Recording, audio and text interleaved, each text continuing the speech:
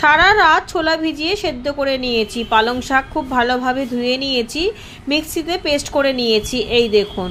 তবে খুব একটা বেশি জল দিইনি। এবার টমেটো, কাঁচা লঙ্কা, আদা, রসুনটা পেস্ট করে নেবো। রিফাইন অয়েল গরম করে নিয়েছি, শুকনো লঙ্কা দুটো দিয়ে দেবো আর গোটা জিরে দিয়ে খুব ভালোভাবে নেড়ে বেটে রাখা আদা, রসুন, টমেটো, কাঁচা লঙ্কা পেস্টটাকে দিয়ে খুব সুন্দরভাবে কষাবো। এর মধ্যে নুন, হলুদ সবই দিয়ে দেবো।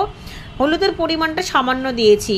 কষানো হয়ে গেলে বেটে রাখা পালং শাকটাকে দিয়ে ভালোভাবে নাড়াচাড়া করব, একটুখানি টানা না পর্যন্ত। একটু শুকিয়ে শুকিয়ে নেবো, খুব ভালোভাবে ফুটছে, মাঝে মাঝে নেড়ে দেবো, যাতে এতটা জল রাখবো না, একটু থকথকে পরিমাণে রাখবো।